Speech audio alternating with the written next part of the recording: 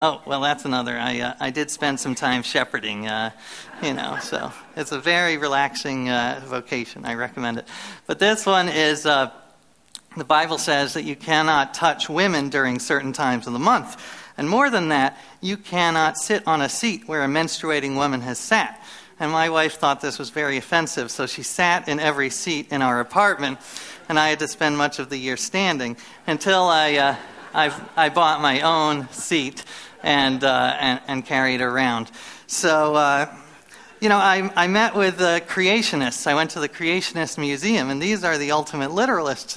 And it was fascinating because they were not stupid people at all. I would wager that their IQ is exactly the same as the average evolutionist. It's just that their faith is so strong in this literal interpretation of the Bible that they distort all the data to fit their model. And they go through these amazing mental gymnastics to accomplish this. And I will say, though, the museum is gorgeous. They really did a fantastic job. If you're ever in Kentucky, there's you can see a movie of the flood, and they have sprinklers in the ceiling that will sprinkle on you during the flood scenes. So whatever you think of creationism, and I think it's crazy, they did a great job. Another lesson is that thou shalt give thanks. And this one was a big lesson because I was giving these prayers of thanksgiving, which was odd for an agnostic. But I was saying thanks all the time, every day. And I started to change my perspective. And I started to realize the hundreds of little things that go right every day that I didn't even notice, that I took for granted, as opposed to focusing on the 3 or 4 that went wrong. So this is actually a key to happiness for me, is to just remember, when I came over here, the car didn't flip over. I didn't trip coming up the stairs. It's, a remarkable thing. Third, that thou shalt have reverence. This one was unexpected because I started the year as an agnostic. And by the end of the year, I became what a friend of mine calls a reverent agnostic, which I love. And I'm trying to start it as a movement. So if anyone wants to join. The basic idea is whether or not there's a God, there's something important and beautiful about the idea of sacredness, and that our rituals can be sacred, the Sabbath can be sacred. This was one of the great things about my year, was doing the Sabbath, because I am a workaholic, so having this one day where you cannot work, that changed my life. So this idea of sacredness, whether or not there's a God. Thou shalt not stereotype. This one happened because I spent a lot of time with various religious communities throughout America, because I wanted it to be more than about my journey. I wanted it to be about religion in America. So I spent time with evangelical Christians and Hasidic Jews and the Amish. I'm very proud because I think I'm the only person in America to out-Bible talk a Jehovah's Witness.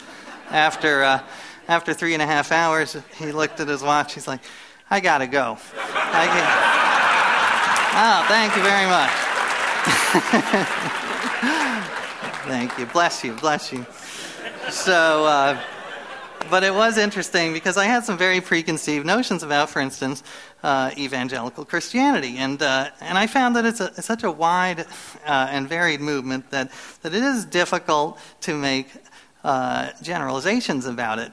There's a group I met with called the Red Letter Christians, and they focus on the red words in the Bible, which are the ones that Jesus spoke. That's how they printed them in the old Bibles.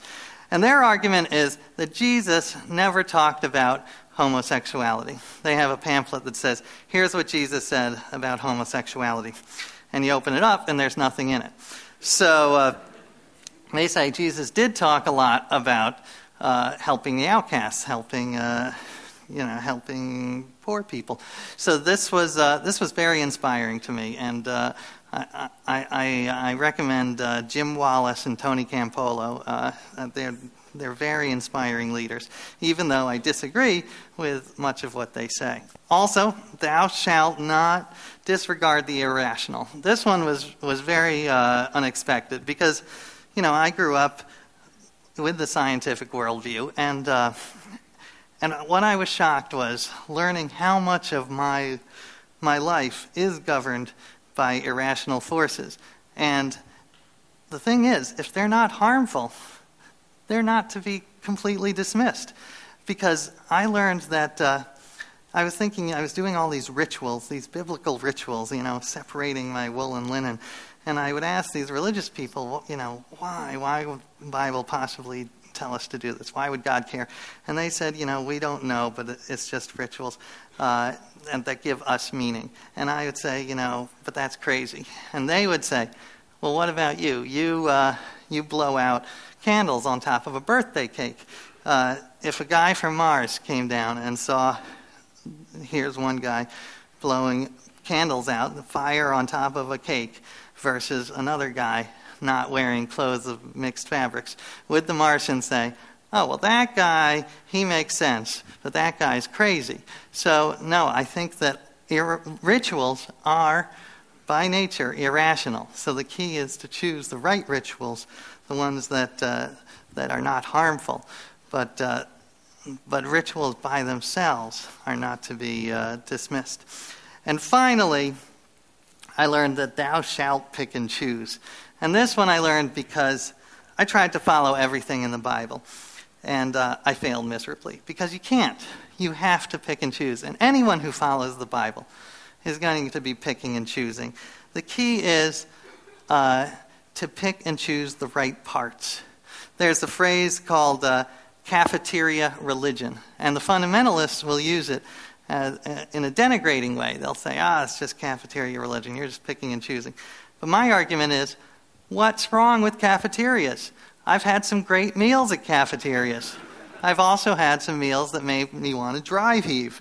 So it's about choosing the parts of the Bible about compassion, about tolerance, about loving your neighbor, as opposed to the parts about homosexuality is a sin, or intolerance, or violence, which are very much in the Bible as well. So we have to, if we are to find any meaning in this book, then we have to really engage it and wrestle with it.